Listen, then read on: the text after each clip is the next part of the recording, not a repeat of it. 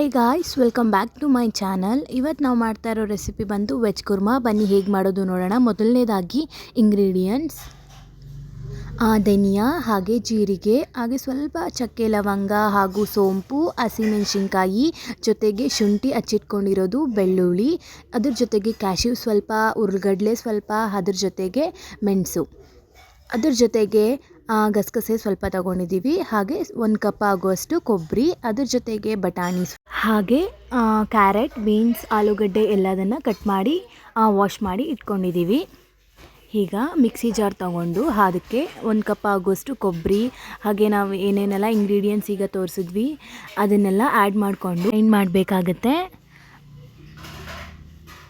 ನೋಡಿ. ಈ ಥರ ಕನ್ಸಿಸ್ಟೆನ್ಸಿಯಲ್ಲಿ ನಾವು ರುಬ್ಕೊಳ್ಬೇಕಾಗತ್ತೆ. ಈಗ ಜೊತೆಗೆ ನಾವು ಟೊಮ್ಯಾಟೊ ಹಾಗೂ ಈರುಳ್ಳಿ ಹಾಗೆ ಕೊತ್ತಂಬರಿನ ಹಚ್ಚಿಟ್ಕೋಬೇಕು. ಈಗ ಕುಕ್ಕರ್ ಒಂದು ತೊಗೊಂಡಿದ್ದೀವಿ, ಅದಕ್ಕೆ ಸ್ವಲ್ಪ ಕುಕ್ಕಿಂಗ್ ಆಯಿಲ್ನ ಆ್ಯಡ್ ಮಾಡಿಕೊಂಡು, ಹಾಗೆ ನಾವು ಆಗಲೇ ತೆಗೆದಿಟ್ಕೊಂಡಂತಹ ಬಟಾಣಿನ ಆ್ಯಡ್ ಮಾಡ್ಕೋಬೇಕಾಗತ್ತೆ. ಹಾಗೆ ಈ ಆನಿಯನ್ಸ್ನ ಆ್ಯಡ್ ಮಾಡ್ಕೊಳ್ಬೇಕು. ಚೆನ್ನಾಗಿ ನೀಟಾಗಿ ಫ್ರೈ ಮಾಡಬೇಕು ಆನಿಯನ್ಸ್ನ, ಸ್ವಲ್ಪ ಗೋಲ್ಡನ್ ಕಲರ್ ಬರೋವರೆಗೂ.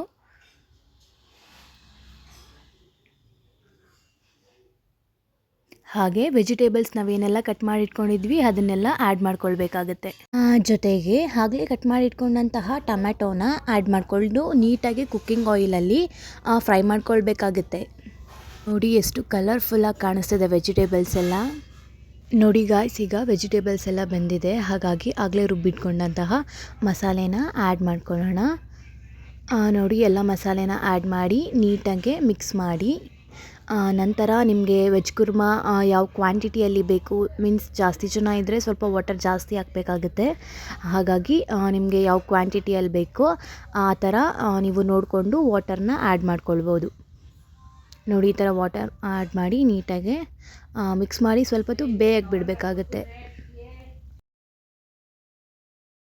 ಹಾಗೆ ರುಚಿಗೆ ತಕ್ಕಷ್ಟು ಉಪ್ಪನ್ನು ಆ್ಯಡ್ ಮಾಡ್ಕೊಳ್ಬೇಕಾಗುತ್ತೆ ಗಾಯ್ಸ್. ನಿಮಗೆ ಹೇಗೆ ರುಚಿಗೆ ತಕ್ಕಂತೆ ಉಪ್ಪು ಎಷ್ಟು ಬೇಕೋ ಅಷ್ಟು ನೋಡಿಕೊಂಡು ಆ್ಯಡ್ ಮಾಡ್ಕೊಳ್ಳಿ. ಹಾಗೆ ಆಗಲೇ ಹಚ್ಚಿಟ್ಕೊಂಡಂತಹ ಕೊತ್ತಂಬರಿನ ನೀಟಾಗಿ ಆ್ಯಡ್ ಮಾಡಿ ಕುಕ್ಕರ್ನ ಕ್ಲೋಸ್ ಮಾಡಿ ಒಂದು 3-4 ವಿಷಲ್ಸ್ ಬರೋವರೆಗೂ ಕಾಯಬೇಕು. ನೋಡಿ ಕುಕ್ಕರ್ ಕೂಗಿದೆ, ನೋಡಿ ಎಷ್ಟು ಚೆನ್ನಾಗಾಗಿದೆ, ಎಷ್ಟು ಕಲರ್ಫುಲ್ಲಾಗಿದೆ. ಕುರ್ಮಾ ಎಲ್ಲ ಸೂಪರಾಗಿದೆ. ವೆಜಿಟೇಬಲ್ಸ್ ಎಲ್ಲ ತುಂಬ ಚೆನ್ನಾಗಿ ಬಂದಿದೆ, ಸಖತ್ತಾಗಿರುತ್ತೆ ಗಾಯ್ಸ್. ನೋಡಿ ನಾವು ಈ ಥರ ದೋಸೆಗೆ ಮಾಡ್ಕೊಂಡಿದ್ವಿ. ದೋಸೆ, ಚಪಾತಿ, ಪೂರಿ ಎಲ್ಲದಕ್ಕೂ ತುಂಬಾ ಬೆಸ್ಟ್ ಕಾಂಬಿನೇಷನ್ ಅಂತಲೇ ಹೇಳ್ಬೋದು. ತುಂಬಾ ಸೂಪರಾಗಿರುತ್ತೆ. ಹಾಗೆ ವೆಜಿಟೇಬಲ್ಸು ತುಂಬ ಸುಲಭವಾಗಿ ಬೆಂದಿರುತ್ತೆ ಅಲ್ವಾ, ಹಾಗಾಗಿ ಮಕ್ಕಳು ಎಲ್ಲರೂ ತುಂಬ ಚೆನ್ನಾಗೇ ತಿಂತಾರೆ. ನೋಡಿ ಸಖತ್ತಾಗಿರುತ್ತೆ.